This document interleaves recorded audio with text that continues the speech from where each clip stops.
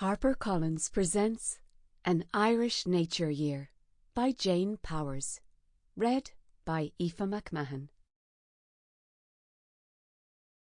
Introduction. Nature is all around us.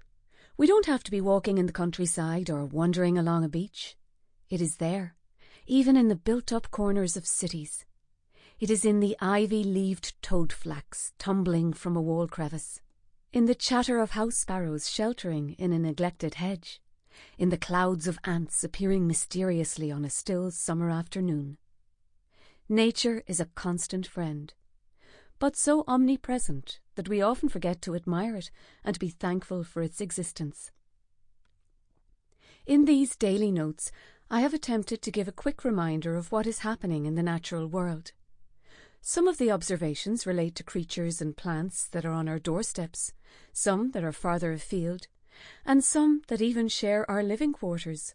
Say hello to the long-bodied cellar spider. All the flora and fauna mentioned here can be seen from dry land.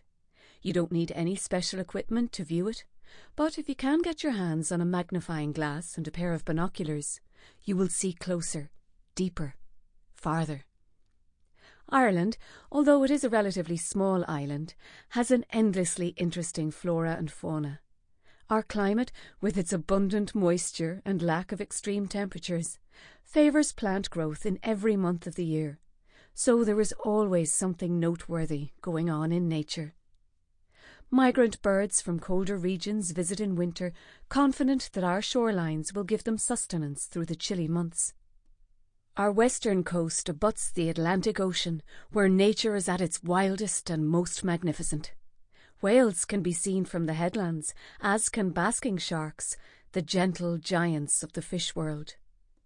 Some of our plants and animals are bafflingly absent from Britain, our nearest neighbour. Yet they occur in Ireland, as well as parts of the Mediterranean and in the northwest of Spain and Portugal. Among these are the Kerry slug, the Kerry lily, and St. Patrick's cabbage. Collectively, these species are known as the Lusitanian biota, after the area of the Iberian Peninsula where some are concentrated, a region that was once the Roman province of Lusitania. The reason for this anomaly is unclear, but its presence adds to the singular magic of our land. Much of my writing life has been devoted to gardens and gardening, but I have always had a graw for nature. I can't help but admire the elastic slugs that eat my lettuces, the satisfyingly baroque form of the shield bugs on the raspberries, and the portly bullfinches that rip petals from the apple trees. And as for wild flowers, I loved their wayward characters. Unlike garden plants, which we subjugate to serve us, wild plants have minds of their own.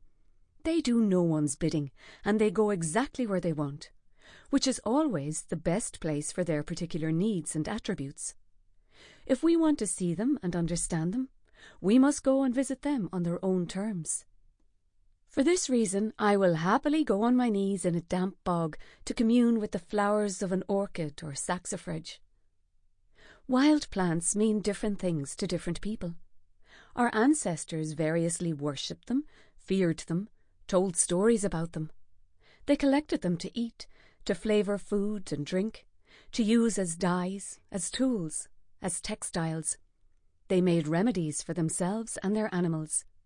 They named their towns and villages after them.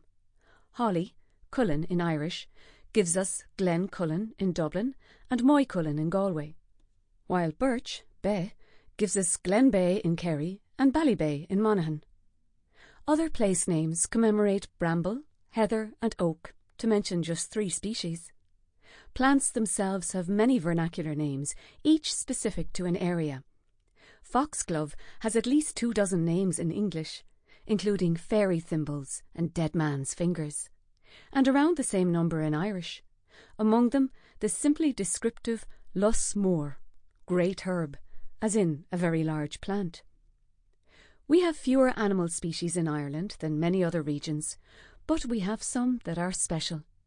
Our Irish hare is a subspecies of the white Arctic hare. Our cold tits are also unique, with warmly toned cheek patches. In the daily offering Sample complete. Ready to continue?